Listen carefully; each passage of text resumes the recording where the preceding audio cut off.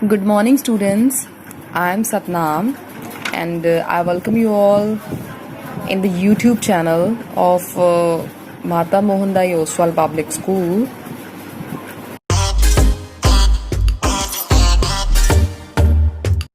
Today I am going to teach you lesson 15th, that is our environment of class 10th. Lesson 15th, our environment of class 10th. And the topic that we are going to cover in this chapter is, first one is ecosystem. First one is ecosystem and second is food chain. तो first of all जो हमने करना है that is ecosystem. इसमें क्या है, ecosystem is a system in which interaction takes place. क्या होता है यहाँ पे, इंटरैक्शन. इंटरैक्शन किसके बिटवीन हो रहा है, दो कंपोनेंट्स के बिटवीन टू कंपोनेंट. कौन कौन से, biotic and second one is abiotic. इस चैप्टर में क्या है कि आपको काफ़ी कीवर्ड्स आएंगे और आपने क्या देना, आपको उस कीवर्ड, जैसे ये बायोटिक है, ए बायोटिक है, ये दोनों क्या है, कीवर्ड्स है. इकोसिस्टम एक कीवर्ड, आपको इनकी नॉलेज होनी चाहिए ये है क्या. अगर आपको सिर्फ वो डेफिनेशन पूछा तो आपने क्या बता देना है, ecosystem is a system in which interaction takes place in between biotic and abiotic component. अब बात आती है कि कंपोनेंट, अगर वो सिंपल आपसे पूछ रहा है कि कंपोनेंट कौन से इकोसिस्टम के, तो आप क्या बताओगे, बायोटिक एंड ए बायोटिक. अब बायोटिक का क्या मतलब होता है, लिविंग, एंड एबायोटिक का क्या मतलब होता है, नॉन लिविंग. लिविंग थिंग्स में अब क्या क्या आ जाएगा, लिविंग थिंग्स में लाइक सारे माइक्रो ऑर्गेनिजम्स, प्लांट्स, एनिमल्स, सब किस में आएंगे, बायोटिक यानी कि लिविंग में. एबायोटिक में जितने भी लाइक एयर, सॉयल, वाटर, वो सब किस में आएगा, एबायोटिक में. ये था हमारा इकोसिस्टम के बारे, दैट इज इंटरैक्शन. नाउ है फूड चेन. जैसे नाम से यहाँ पे क्लियर दे रखा है कि वो फूड चेन की बात कर रहा है. सब फर्स्ट ऑफ ऑल यहाँ पे एग्जांपल देखो, उससे आपकी क्लैरिटी हो जाएगी. एग्जांपल जैसे यहाँ पे है, सबसे पहले ग्रास. ग्रास क्या, producer, autotroph, that prepare their own food with the help of carbon dioxide and water in the presence of sunlight. Grass is eaten by grasshopper. This grasshopper, इसको किसने खाया, frog. Frog को किसने खाया, snake. अब snake को किसने खाया, ईगल. ठीक है, ये हमारी क्या है, फूड चेन. फूड चेन क्या बता रहा है, देखो ग्रास को ग्रास हॉपर ने खा लिया, जब वो खाएगा उसको एनर्जी भी तो मिलेगी. जैसे हमें भूख लगती है, हम खाते हैं तो हमें एनर्जी मिलती है. तो वैसे ही व्हेन ग्रास हॉपर किसको खाएगा, ग्रास को, energy flow from one organism, यानी कि ग्रास से एनर्जी वो सारी कहाँ, किसको मिल गई, ग्रास हॉपर को. उसने खाना खा लिया. अब जब ग्रास हॉपर को खाना है किसने, फ्रॉग ने, तो वहाँ पे एनर्जी क्या होगी हमारी, फिर फ्लो करेगी. तो ऑल एंड ऑल कहने का लॉजिक ये है कि when one organism is eaten by another organism, तो क्या होएगा, हर स्टेप पे क्या होना है, एनर्जी क्या होनी है, फ्लो ऑफ एनर्जी. और ये जो फ्लो ऑफ एनर्जी रहेगा यूनिडायरेक्शनल रहेगा, कि बिकॉज ये फूड चेन वो हमेशा क्या चलती है, एक ही डायरेक्शन में चलती है. ठीक है, तो जब आप यहाँ पे डेफिनेशन मेंशन करोगे तो आप क्या लिखोगे, सीरीज, और आप क्या लिख सकते हो, chain in which organism eat one another. वो क्या करते हैं, एक दूसरे को खा रहे हैं. और सेकंड स्टेप इसमें ये भी लिख सकते हो, it also tells us the flow of energy from one trophic level भी बोल सकते हो, या डिफरेंट स्टेप्स भी लिख सकते हो आप, कि हमें फ्लो ऑफ एनर्जी के बारे में बताता है. अब इसी के साथ जो रिलेटेड है वो है ट्रॉफिक लेवल. नेक्स्ट जो है हमारा वो है ट्रॉफिक लेवल. देखो जब आपने फूड चेन की थी, आपने अलग अलग स्टेप्स देखे थे. पहला था ग्रास, सेकंड था ग्रास हॉपर, देन था फ्रॉग, फिर स्नेक, फिर ईगल. ये अलग अलग स्टेप्स थे हमारी फूड चेन के. तो ये जो डिफरेंट स्टेप्स हैं, डिफरेंट स्टेप्स किसके, इन फूड चेन, इनको हम क्या बोलते हैं, हमारे ट्रॉफिक लेवल्स. जैसे फर्स्ट हमारा जो है कौन सा वाला, ग्रास है, ये हमारा फर्स्ट ट्रॉफिक लेवल है. अब ये हमारा क्या था, प्रोड्यूसर, ग्रास. ग्रास को जब ग्रास हॉपर ने खाया, यानी कि ये हमारा क्या बन गया, सेकेंड ट्रॉफिक लेवल. और ये हमारा क्या है, प्राइमरी कंज्यूमर. क्या बन गया, ये हमारा प्राइमरी कंज्यूमर, ये हमारा सेकेंड ट्रॉफिक लेवल है. अब ये हमारा क्या है, थर्ड ट्रॉफिक लेवल, और इसको हम क्या बोलते हैं, सेकेंडरी कंज्यूमर. जो प्राइमरी कंज्यूमर को कंज्यूम करेंगे उसको क्या बोलेंगे, सेकेंडरी कंज्यूमर. अब ये जो सेकेंडरी कंज्यूमर को कंज्यूम करेंगे उसको क्या बोलेंगे हम, टर्शरी कंज्यूमर. जब हमने फूड चेन की थी तब तो हम ईगल तक लिख सकते हैं, बट जब आपने ट्रॉफिक लेवल्स लिखने हैं तो ट्रॉफिक लेवल सिर्फ आपने कहाँ तक लेके जाना है, सिर्फ टर्शरी कंज्यूमर तक ही लिखने हैं, उसके बाद नहीं आप जाओगे. और ये भी माइंड में रखना कि फूड चेन जो है इट इज़ रिस्ट्रिक्टेड टू 4 और 5 स्टेप. वैसे मिनिमम जो होने चाहिए इसके 4 स्टेप ही होने चाहिए. इसका रीज़न क्या है वो हम जब नेक्स्ट आएगा ना टॉपिक, उसमें आपको क्लैरिटी हो जाएगी कि क्यों 4 स्टेप्स ही होने चाहिए. तो ये डिफरेंट ट्रॉफिक लेवल्स हैं ये हमें क्या बताते हैं, ये भी हमें बताएंगे कैसे कैसे एनर्जी फ्लो करेगी from one organism to another organism, और न्यूट्रिएंट कैसे पास होंगे from one organism to another organism. हमने फूड चेन तो ऑलरेडी कर ली थी, आज हमने करना है फूड वेब। अब देखो जो फूड वेब है, जैसे वो नाम से ही दे रखा है, क्लैरिटी हो रही है कि वो किसी वेब की बात कर रखा है। जब हमने उस दिन की थी फूड चेन में क्या था, एक बिल्कुल स्ट्रेट चेन बन रही थी। अब जो फूड वेब है इसमें इंटरकनेक्टेड सीरीज बनेगी, नेटवर्क बनेगा एक, वो ना आप अभी एग्जांपल देखो। सबसे पहले जैसे ये है फूड चेन, एक corn is eaten by grasshopper and grasshopper is eaten by rat, this rat is eaten by python. ये देखो एक सिंगल चेन है जिसमें क्या होता है, एनर्जी का फ्लो हो रहा है, यूनिडायरेक्शनल है अगर हम फूड चेन की बात कर रहे हैं। अब इसी के साथ यहाँ पे देखो जो पाइथन है, पाइथन किसको खा रहा है, रैट को खा रहा है। रैट ने किसको खाया, ग्रास हॉपर को खाया, तो यानी कि एनर्जी का ट्रांसफ़र हुआ। अब ज़रूरी नहीं कि सिर्फ जो रैट है वही ग्रास हॉपर को खाए, ग्रास हॉपर को कौन खा रहा है, फ्रॉग भी खा सकता है, पाइथन जो है वो फ्रॉग को भी खा सकता है। अब दूसरी एग्जांपल देखो ऐसे ही, अब देखो यहाँ पे एक और चेन बन गई, यहाँ पे दो चेन बन रही हैं अगर हम बनाए। दूसरा है flowering plant is eaten by butterfly and this butterfly को किसने खाया, ड्रैगन फ्लाई ने, और ड्रैगन फ्लाई को किसने खाया, थ्रश, और थ्रश को किसने खाया, वुल्फ ने। ये बन गई हमारी दूसरी चेन, फूड चेन। अब देखो पाइथन रैट को भी खा रहा है, यहाँ पे फ्रॉग को भी खाया। अब तीसरे नंबर पे ये नहीं है, पाइथन किसको खा सकता है, वुल्फ को भी खा सकता है। इसका मतलब ये है कि अगर पाइथन को यहाँ पे सपोज करो रैट ना मिले या फ्रॉग ना मिले, तो ये थोड़ी कि वो सर्वाइव नहीं करेगा, तो वो क्या खा सकता है, इस वुल्फ को भी खा लेगा, वुल्फ खा के भी उसका गुजारा चल जाएगा। ठीक है, तो ये हमारा क्या था, यहाँ पे देखो बिल्कुल क्या बन रही है, सीरीज बन रही है। किस चीज़ की सीरीज बन रही है, फूड चेन्स के अलग अलग वेब बन रहे हैं प्रॉपर। अब जो तीसरा है देखो, एक और चेन है, मैंगोज है। मैंगोज के बाद क्या है, मैंगोज को किसने खाया, फ्रूट फ्लाई ने खाया, और इस फ्रूट फ्लाई को किसने खाया, ड्रैगन फ्लाई ने। देखो ये भी क्या हो गया, पूरा फिर एक नेटवर्क बन गया, वो उसको खा रहा है। अब ठीक है, ये पूरी एक नेटवर्क बन रही है, सीरीज बन रही है, इसको हम क्या बोलते हैं, network of food chain. This network और फूड चेन, या आप कह सकते हो इंटरकनेक्टेड सीरीज, या आप कह सकते हो food chain, interconnected food chain और network of food chain, this is called food web. I think आपको इसकी क्लैरिटी हो गई, फूड वेब कैसे बन रहा है, नेटवर्क जो बन रहा है अलग अलग चेन्स का, एक दूसरे के साथ वो कैसे एक दूसरे के साथ इंटरकनेक्टेड कर रहे हैं, एक दूसरे को कैसे खा रहे हैं, वो क्या होता है, फूड वेब।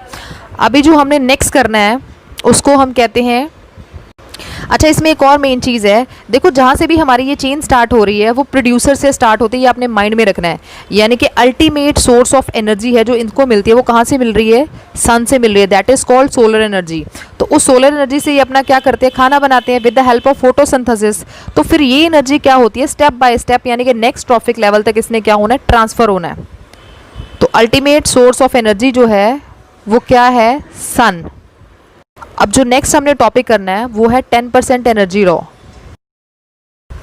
अब जैसे ये नाम से ही क्लियर है कि हम किसकी बात कर रहे हैं, एनर्जी की बात करें, कितनी एनर्जी की, 10%। अब इसकी एग्जांपल देखो, सबसे पहले आप यहाँ पे सबसे पहले प्रोड्यूसर्स यानी कि ऑटोट्रॉफ, इसको that is eaten by rabbit. Next जो हमारे ट्रॉफिक लेवल पे आएगा वो है स्नेक। स्नेक के बाद क्या है, ईगल। अगर हम प्रोड्यूसर्स की बात करें, इसके पास कितनी एनर्जी थी, 10,000 लिख दिया। सेकंड स्टेप पे रैबिट के पास कितनी थी, अब देखो जब सेकंड स्टेप पे जाना है, रैबिट के पास सिर्फ 1000 किलो कैलोरीज, उसको इतनी एनर्जी मिल रही है, और स्नेक के पास कितनी थी, 100, और ईगल के पास कितनी पहुंच गई, 10। अब देखो स्टेप बाय स्टेप आप जब इसको चेक करो तो देखो हर एक के पास सिर्फ 10% एनर्जी ही पहुंच रही है, 90% एनर्जी लॉस हो रही है। तो वो जो ये वाली 90% एनर्जी है लॉस है, वो कहाँ जा रही है। तो अगर आप देखो इस रैबिट को देखो, इसकी जो 90% एनर्जी है उसने क्या करना है, उसने अपनी जितनी भी लाइफ एक्टिविटीज़ हैं, उसने कौन कौन सी लाइफ एक्टिविटीज़ करनी है। अब देखो उसकी ग्रोथ एंड डेवलपमेंट भी होनी है, उसने रिप्रोडक्शन भी करना है, उससे अपनी लाइफ में और एक्टिविटीज़ भी हैं वो जो करनी है। तो वो जो एनर्जी वहाँ पे भी लॉस हो जाती है। ठीक है, एनर्जी क्या हो जानी है, कुछ एनर्जी जो है वो वहीं पे लॉस हो जाती है। तो सिर्फ उसके पास नेक्स्ट स्टेप पे कितनी पहुँचती है, 10%। कितनी पहुँचती है, 10% पहुँचती है। तो इसीलिए आप क्या मेंशन करोगे कि जैसे ही ट्रांसफ़र होता है एनर्जी का from organic food, from one trophic level to next, only 10% of energy क्या होती है, ट्रांसफर होती है, और बाकी जो है गया from organic matter is stored as flesh. ये आपने क्या रखना है, माइंड में रखना है कि 10% एनर्जी ही ट्रांसफर होती है। आर एनवायरमेंट का वेस्ट मैनेजमेंट, वेस्ट मैनेजमेंट की बात करनी है, आप कह सकते हो गार्बेज को हमने कैसे मैनेज करना है। आपको आई थिंक आप सारे इस टॉपिक के बारे में जानते हो, आप सारे अवेयर हो, ठीक है। आपको पता, अगर हम वेस्ट की बात करें नॉर्मल चले, आपको पता वेस्ट कितनी तरह की होती है, 2 टाइप्स। एक होती है बायोडिग्रेडेबल, पहली कौन सी होती है, बायोडिग्रेडेबल। एक कौन सी होती है, non biodegradable, biodegradable and non biodegradable. तो सबसे पहले फर्स्ट ऑफ ऑल आपको पता होना चाहिए बायोडिग्रेडेबल कौन सी होती है, विच कैन डिकम्पोज इजीली, जो ब्रेकअप हो सकती है easily, that is called biodegradable. And non biodegradable कौन सी होती है, विच कांट डिकम्पोज, उसको हम क्या बोलते हैं, नॉन बायोडिग्रेडेबल, जो 200 साल भी पड़ी रहे वो डिकम्पोज नहीं होगी। इसमें एग्जाम्पल आप क्या लिख सकते हो, जैसे आपने लिख दिया प्लास्टिक, यहां पे आप क्या लिख सकते हो, प्लांट एंड एनिमल वेस्ट, यहां पे आप क्या मेंशन कर सकते हो, प्लांट एंड एनिमल वेस्ट। ये होगी, आप क्या कह सकते हो, वेस्ट मैनेजमेंट का क्या, बायोडिग्रेडेबल का एग्जांपल हो गया। ये तो हमने लिख दी बायोडिग्रेडेबल है, नॉन बायोडिग्रेडेबल। अब देखो, अगर हम बात करें इंडिया की, इंडिया में अगर हम बात करें ना, इंडिया में कहता बिलियन ट्रिलियन टन्स है जो वेस्ट इकट्ठा होता है every year. India is producing billion tons of waste every year, पर कहता जो हम उसका ट्रीट करते हैं सिर्फ 50% ही हम उसको ट्रीट करते हैं, बाकी कहाँ जाता है, बाकी एवं ही रहता है। तो फिर इसके लिए हमें क्या करना है, हमने वो यहाँ पे बात करनी है। और सेकेंडली, अगर आप प्लास्टिक की बात करो, आपको पता प्लास्टिक पोल्यूशन कॉज करता है, हमारी जो अर्थ है उसकी फर्टिलिटी को क्या करता है, खत्म कर रहा है। तो प्लास्टिक भी हमारे लिए बहुत ज्यादा प्रॉब्लम है, this is a very problematic thing. अभी हम लोगों ने क्या किया, हम लोगों ने आई थिंक वाटर बॉडीज को भी नहीं छोड़ा है, हम लोगों ने वाटर बॉडीज का भी ये हाल कर रखा है। वहां पे भी हमें क्या मिल रहा है, कहते हैं बड़े बड़े पैच मिल रहे हैं, किस चीज के, वेस्ट के पैच मिल रहे हैं। नॉर्दर्न जो पैसिफिक ओशन की बात करें, वहां पे इतना बड़ा पैच मिला। अगर आप न्यूज देखते हो, आपने दिल्ली में देखा होगा कि वहां पे दिल्ली की जो आउटर साइड है, वहां पे क्या मिला उन लोगों को, वहां पे है क्या, लोगों ने इतना वेस्ट इकट्ठा कर करके वहां पे बड़ा सा पहाड़ बना रखा है गार्बेज का। जिस दिन वो गार्बेज गिरा, पता नहीं कितने लोग मरेंगे उस दिन। तो इसीलिए हमें क्या करना चाहिए, ये सिर्फ गवर्नमेंट का ही रोल नहीं है, वेस्ट मैनेज करना वो हमारी भी रिस्पॉन्सिबिलिटी है एज अ सिटीजन। तो हम लोगों को इसके लिए अवेयर होना चाहिए। आजकल तो आपको पता है गवर्नमेंट क्या कर रही है, घर घर पे वो चेक करने के लिए आ रहे थे कि किसके घर पे जो गिल्ला कूड़ा सूखा कूड़ा उसको अलग अलग कर रहे हो कि नहीं कर रहे हो। हम आपके घर में तो पता नहीं, बट हमारे तो जरूर आ रहे थे। तो इसीलिए हमें क्या करना था, इसको बायोडिग्रेडेबल और नॉन बायोडिग्रेडेबल दोनों वेस्ट को अलग करना है कि गवर्नमेंट के लिए भी मुश्किल ना हो। तो इसमें आप देखो, अगर आप बात करते हो, अब आजकल बिल्डिंग्स है, जितना आप बाहर जा रहे हो, बैंगलोर जा रहे हो, इधर उधर जा रहे हो, तो वहां पे बिल्डिंग्स बन रही है, हर बिल्डिंग में आई थिंक 100 घर तो ही हैं। तो अगर भी बेचारे जो कूड़ा इकट्ठा करने आते हैं, जो गार्बेज कलेक्टर होते हैं, वो आ रहे हैं, तो वो बायोडिग्रेडेबल और नॉन बायोडिग्रेडेबल को अगर आप सेपरेट करके नहीं देंगे तो उसके लिए कितना मुश्किल हो जाएगा, उसके लिए तो सेपरेट करना बहुत ज्यादा इंपॉसिबल है। तो हमें क्या करना चाहिए एज अ सिटीजन, ये हमारी रिस्पॉन्सिबिलिटी होनी चाहिए कि हमें इसको सेपरेट करना है, ठीक है। मैं अपना जो भी गार्बेज दूं उसको सेपरेट करके दूं, प्रॉपर बायोडिग्रेडेबल को सेपरेट करके दूं और नॉन बायोडिग्रेडेबल को क्या करूं, सेपरेट करके दूं। तो एक तो ये हो जाएगा कि हमें क्या करना है, इसको ऑलरेडी करके चलना है। इससे क्या हो जाएगा, जब आप बायोडिग्रेडेबल वेस्ट ऑलरेडी सेपरेट होगी तो हम उसको क्या कर सकेंगे, उसकी एक तो मैन्योर बना पाएंगे, ठीक है, जिसको हम एग्रीकल्चर पर्पस के लिए यूज करेंगे। और जो नॉन बायोडिग्रेडेबल वेस्ट है उसको हम किसी अदर पर्पस के लिए यूज कर सकते हैं, फॉर अदर पर्पस। डन। अब देखो, ये तो होगी ये वाली एक वेस्ट। दूसरी होती है एक इलेक्ट्रॉनिक वेस्ट। इलेक्ट्रॉनिक वेस्ट, जब हम इस इलेक्ट्रॉनिक वेस्ट की बात करते हैं, इलेक्ट्रॉनिक वेस्ट में क्या होते हैं, केमिकल्स होते हैं। It contain chemicals. क्या कंटेन करते हैं ये, केमिकल्स। अब सपोज करो हम इसको प्रॉपर डिस्पोज नहीं कर रहे हैं, हमें पता भी नहीं है, हम ऐसे इसको गिरा देते हैं, तो इसका जो केमिकल है अगर वो वाटर बॉडीज में मिक्स हो जाए तो वहां पे जो एक्वेटिक ऑर्गेनिज्म रहते हैं तो उनका क्या होगा। हमने तो ऑलरेडी क्या किया, वेस्ट से ही उसको इतना ज्यादा भर दिया। कहते हैं आजकल जो शार्क है ना, शार्क या वेल पानी में मिल रही है, उसके जो स्टमक है ना, उससे भी कचरा ही निकल रहा है। क्या, और दूसरी एक और भी एग्जांपल थी, मैंने देखा उसको, देखा क्या अभी अगर आप देखते हो टीवी चैनल या उसमें भी क्या, आजकल टीवी चैनल में वो ब्रेक भी आ रहे थे जिसमें है ना गाय, वो कहती गाय का नाम रिंकी शिंकी है, वो कोई प्लास्टिक खा जाती है। तो इसीलिए आपको क्या करना है, अवेयर होना है। यहाँ पे हम बात कर रहे हैं इलेक्ट्रॉनिक वेस्ट की। इलेक्ट्रॉनिक वेस्ट में क्या होता है, केमिकल्स। केमिकल जब वाटर बॉडीज में मिक्स होएगा तो क्या कॉज करेगा, ये पोल्यूशन कॉज करेगा। अगर ये वाटर हम लोग कंज्यूम करेंगे या एक्वेटिक ऑर्गेनिज्म कंज्यूम करेंगे तो उनका क्या हाल होगा, तो ये हमारे लिए बहुत ज़्यादा हार्मफुल है। तो इसीलिए हमें इलेक्ट्रॉनिक वेस्ट को भी क्या करना है, प्रॉपर डिस्पोज करना है। वैसे ये इलेक्ट्रॉनिक वेस्ट के लिए भी क्या हो गया, वैसे ये इलेक्ट्रॉनिक वेस्ट के लिए भी क्या हो गया है, इलेक्ट्रॉनिक वेस्ट के लिए भी वैसे ये क्या हो रखा है, अब गवर्नमेंट ने आई थी कोई नंबर लॉन्च कर रखा है कि हम उसको इजीली क्या कर सकें, उनको फोन करें और वो हमारे घर से आके लेके जाएं। ठीक है, तो ये सारा यानी कि हमें non biodegradable, biodegradable, electronic waste इसको सेपरेट करना है। और इसके लिए क्या है, पहले हम 3R फॉर्मूला यूज कर रहे थे, वो आप सबको पता है, क्या कह रहे थे, रिड्यूस, रीयूज और तीसरा क्या था, रिसाइकल। हम ये वाला हम यूज कर रहे थे 3R। पर आजकल क्या हो गया, आजकल 5R हो गया है। 5R इसमें क्या आ रहा है, रिफ्यूज आ रहा है कि आपको कोई अगर नॉन बायोडिग्रेडेबल सब्सटेंस आप यूज करो उसको आप पहले ही मना करो। दूसरा क्या आ गया, रिड्यूस। तीसरा क्या है, थर्ड वन क्या है, रीयूज। फोर्थ क्या है, रिसाइकल, रिसाइकल भी आपको पता है। फिफ्थ क्या है, रीपर्पस, रीपर्पस यानी कि आप चीजों को दोबारा यूज कर सकते हो। जैसे आप बॉटल्स प्लास्टिक की गिरा देते हो, उसको गिराने की बजाय जो चैंडेलियर नहीं होते, चैंडेलियर ही बोल देते हैं, जो हम घरों में डेकोरेशन पर्पस के लिए यूज करते हैं, उसमें एलईडी लाइट्स लगा के आप इसको प्रॉपर यूज कर सकते हो, दैट इज कॉल्ड रीपर्पस। तो इस हिसाब से हमने वेस्ट को क्या करना है, मैनेज करना है। अब जो हमारा नेक्स्ट टॉपिक है that is ozone depletion. Ozone depletion, ozone आपको पता हमारी लेयर है, किस चीज से मिलके बनती है, O3 से, that is made up of O3। ये क्या हो रही है, डिप्लीट हो रही है। हमने इसके बारे में, अभी डिप्लीट होता है, खत्म होना है इसका। ठीक है, ओजोन कहां पे प्रेजेंट है, हमारे स्ट्रेटोस्फीयर में। किस में प्रेजेंट है, स्ट्रेटोस्फीयर में।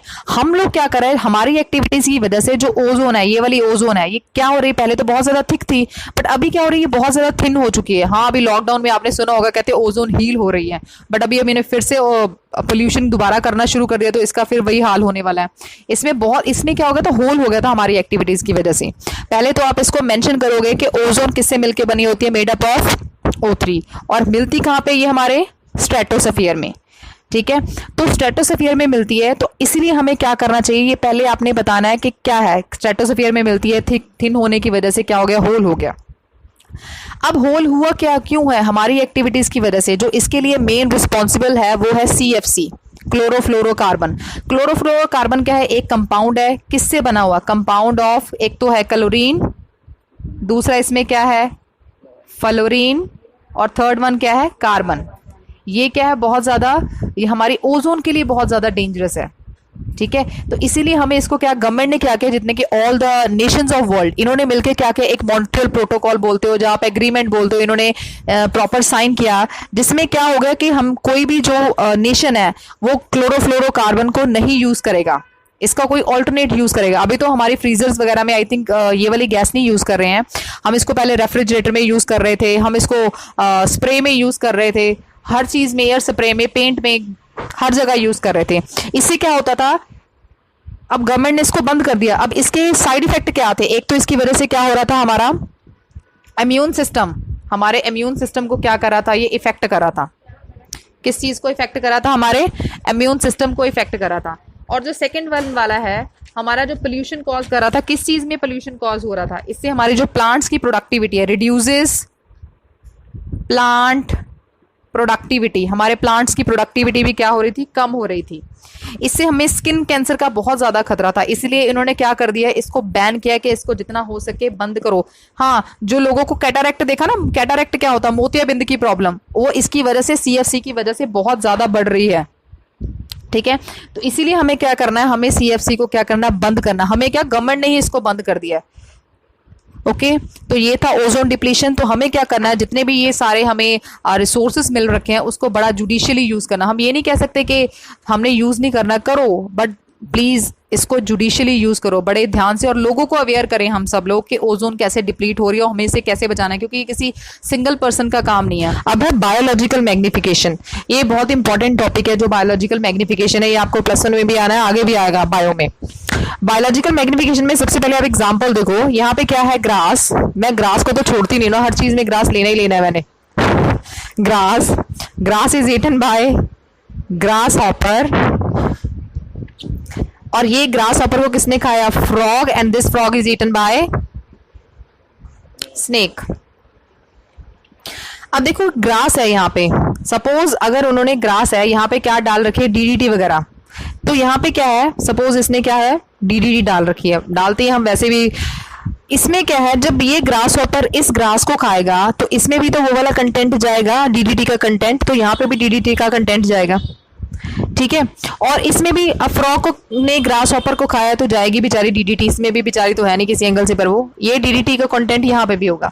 अब इसमें क्या है, DDT का कंटेंट ऐसे तो बढ़ रहा है, हमने यहाँ पे बात की बायोलॉजिकल मैग्निफिकेशन की, तो यानी कि जब ग्रास हॉपर में थी, ग्रास हॉपर ने ग्रास को खाया, इस टाइम जो DDT का कंटेंट था इसमें था मिनिमम कंटेंट था DDT का, बट जब फ्रॉग ने खाना है तो यहाँ पे क्या हो जाएगा, मॉडरेट, क्या हो जाएगा, मॉडरेट।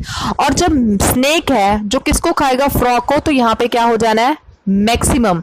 अब देखो यहाँ पे क्या है, ये टॉक्सिक केमिकल है ना DDT, हर स्टेप पे जाके जब आप जैसे जैसे आगे बढ़ रहे हो ट्रॉफिक लेवल में, वहां पे क्या हो रहा है, जो टॉक्सिक केमिकल है उसकी कॉन्सेंट्रेशन हमने दिखाई, पहले मिनिमम थी, फिर मॉडरेट थी, फिर मैक्सिमम होगी। इसका मतलब क्या है कि हर स्टेप पे जाके ये क्या हो रही, बढ़ रही है, DDT कंटेंट बढ़ रहा है, यानी कि टॉक्सिक केमिकल बढ़ रहा है ना। ये जो टॉक्सिक केमिकल बढ़ रहा है फूड चेन में, उसको हम क्या कह रहे हैं, एक्यूमुलेट हो रहा है, कहने का logic, that is called the biological magnification.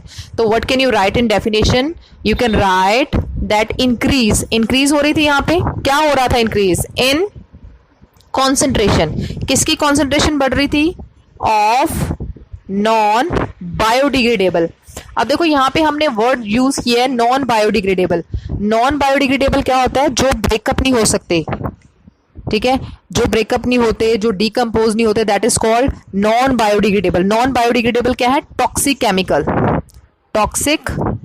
Chemicals at successive trophic level, यानी कि टॉक्सिक केमिकल्स की कॉन्सेंट्रेशन बढ़ रही है, कहां पे बढ़ रही है, हर ट्रॉफिक लेवल पे जाके, that is called biological magnification.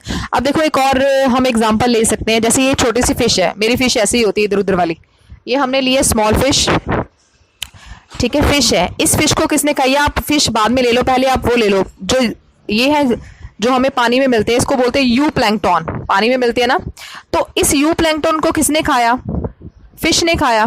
You plankton देखो पानी है, पानी पे ऑलरेडी आप कह सकते हो DDT का कंटेंट था, टॉक्सिक केमिकल का था, कंसेंट्रेशन थी। जब ये फिश इसको खाएगी, यू प्लैंकटन ने, जब फिश यू प्लैंकटन को खाएगी तो यानी कि वो वाला कंटेंट है जो इसमें भी जाएगा, इस फिश में भी जाएगा। तो ये फिश को अब किसने खा लिया, अब ये फिश को इस बड़ी वाली फिश ने खाया, तो इसमें क्या होगा, वो वाला कंटेंट जो है टॉक्सिक केमिकल का, वो क्या हैगा, वो क्या रहेगा भाई, वो रहेगा मैक्सिमम। तो ये हमारी क्या है, बायोलॉजिकल मैग्निफिकेशन, कंसेंट्रेशन का बढ़ते जाना, कौन सी कंसेंट्रेशन का, टॉक्सिक केमिकल्स की कंसेंट्रेशन बढ़ते जाना।